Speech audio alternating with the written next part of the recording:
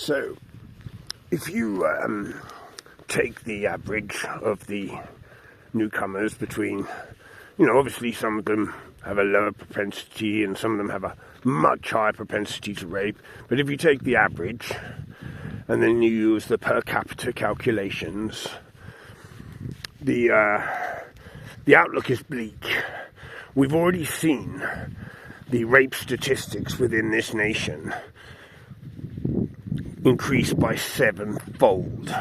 So the men who have come here, between them, are carrying out 7 times the number of rapes that were happening before they came, between them, compared to the white boys who are being blamed for it. And this is unacceptable. And if you were to continue the replacement of the white boys with the Afghanistani boys that are coming in on the boats and the planes, and our government seems to be hell-bent on housing and feeding at our expense. These boys, they're not bringing their girls with them, are they? They're not bringing their wives and their children, and they're not married men, are they? They're single men with desires. Excuse me.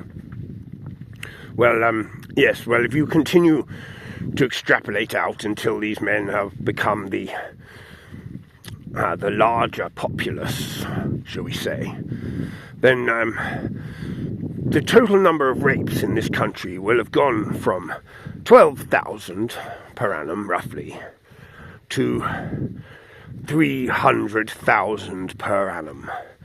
Over 250,000 rapes and sexual assaults will be carried out every year by these men upon the women who haven't already fled for their lives.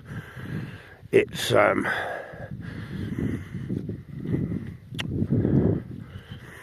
sobering thought, isn't it?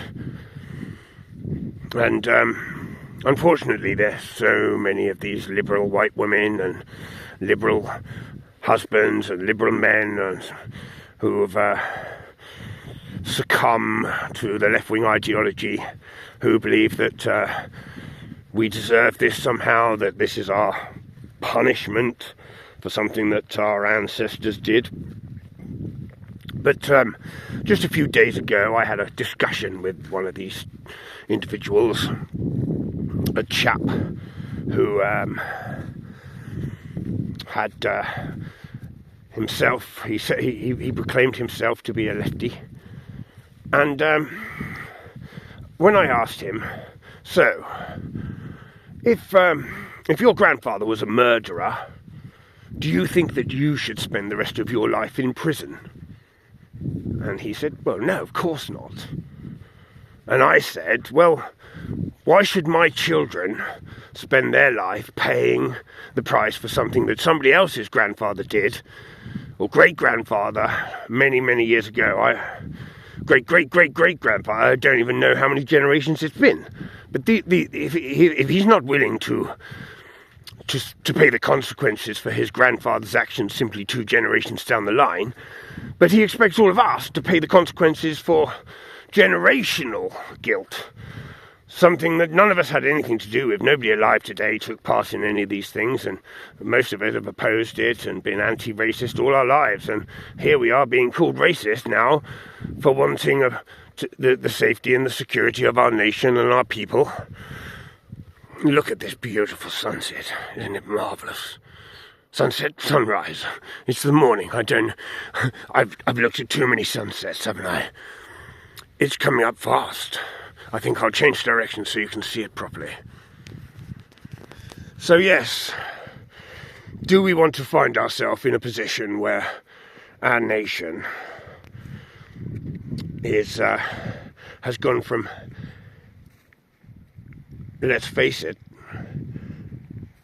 a handful by comparison of sexual assaults to a staggeringly overwhelming number of sexual assaults, simply because somebody's great-great-grandfather owned a slave or something. I really don't know at this point. It's lunacy that they would suggest such a thing.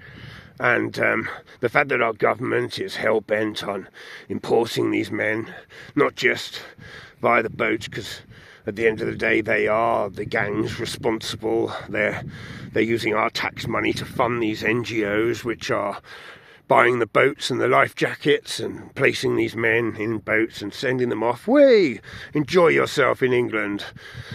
It's quite bizarre, and our government are doing nothing about it. They simply want it. They know that they are doomed unless they can import enough of these men. These men will vote for them at the end of the day. Well, for a little while, until they've got enough candidates of their own.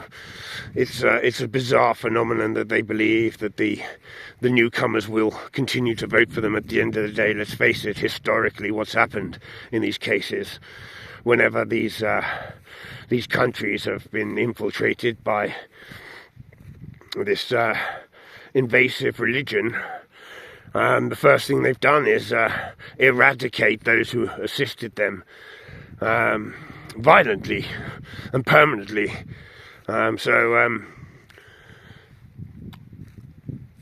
Either way, the future's not bright and rosy for these people, because if we win, they're going to face the consequences of their actions, and if we lose, they're going to face the consequences of their actions.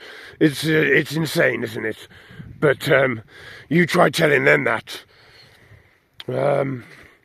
So I think I'll draw it to a close. Look at that, isn't that beautiful? I don't think I can zoom in, but what I'll do is I'll take a few photographs and I shall post them on my timeline. Thank you everyone, thank you for listening, and goodbye.